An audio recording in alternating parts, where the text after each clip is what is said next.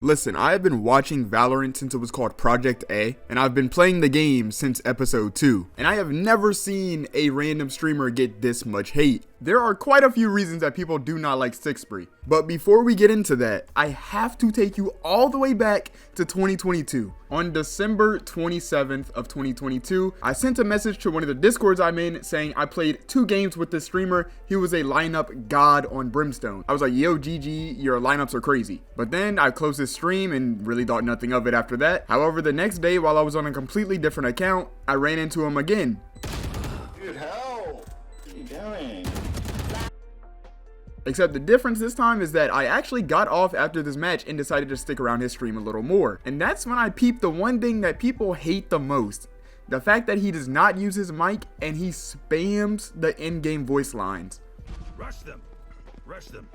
Enemies are near. Need help. And I mean, people truly hate this. But in all honesty, I have played with him on my team probably 5 times just randomly solo queuing. And half of these times, he has felt like he has been a better communicator than half of my teams. Because complaining about how you died does not actually count as a good comm. So while I can understand the frustration, I feel like it is a little blown out of proportion. Nobody else gets this much hate for not talking in game. I have played this game probably 2,000 hours or more, and I will tell you right now, when people don't talk, usually nobody cares. But I will say this, if you have a duo or a trio and y'all are not commenting to the rest of your teams, I hate y'all and y'all are bots. I hope you all... I'm not even going to go on that tangent right now. Let me just continue this video. At this time, he was averaging probably around 10 viewers on Twitch, and he didn't really have a real presence on TikTok or anything. So the only times I really saw or heard of him is either if I went on Twitch and saw him live, or if I just randomly ran into him in game. But let's keep rolling because we only really unpacked one thing that people know him and hate him for. And honestly, there's quite a few more things that we have to get through. The next one being that he is the world's biggest lineup Larry. And honestly, back in the day, this used to be the most annoying thing ever in Valorant. But now I feel like it's kind of like a lost art, you know what I mean? But if you look at like almost all of his most popular and top clips across TikTok and Twitch, they are lineup clips. Now honestly, he does have the tendency to do that one thing where you like just don't play with the team and you play the lineup and it kind of like could lose you the round. But honestly, a lot of the time it was working. And I feel like the hate here can be slightly forced. Like I understand when it's like every round or like every 2 rounds he's just playing lineups, it does get annoying and it feels like it's getting no value sometimes. But he's a peak Immortal 2 and he hovers like Ascendant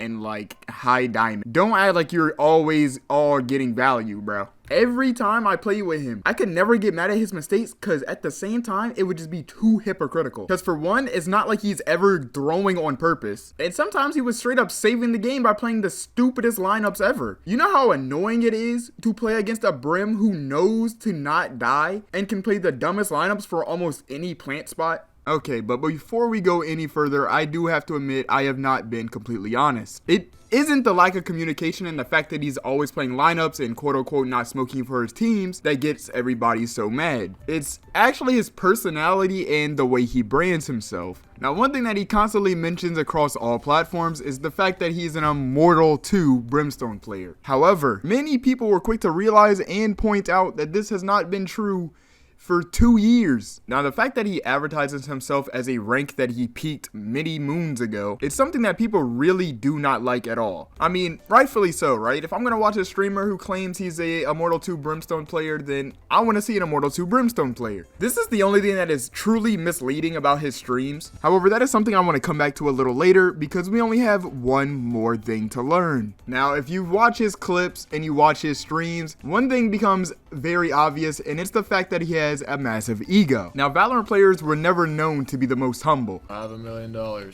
But Spree never lets off. It doesn't matter who you are. Why don't you just shut your mouth and enjoy the show before I have to humble you and put you in your place and roast you. He's going to flex money, followers, and his rank on you every single time. And every single time he does this, somebody gets mad and tries to clap back, talking about he's not really immortal, blah, blah, blah. He doesn't get that much money. He doesn't have followers like that, whatever the case may be. 100% of the time he will flex, and 80% of the time he will get a response, which brings me all the way up until 2 days ago. Like any other normal human being, I was scrolling TikTok at 2 a.m., but then I saw this video. Have you ever wondered who the most egotistical Valorant streamer was? And it's not Muda, it's not Sinatra, it's none other than a man named Stickspree. Now you can imagine the shock on my face when I saw a streamer that I felt like I was the only person who really knew him getting hated on in a TikTok video that has 50,000 likes. But over the last couple years, I have seen his viewer count go up on average. But you know, I wasn't surprised because he advertises himself in game and he's always streaming. There was one time I went in the chat a few months ago and I was like, you stream so consistently, I wish I could do that. And he says to me, Ninja said, if you're on the game, you might as well stream it. That felt like some Uncle Ben level advice or something. I don't know.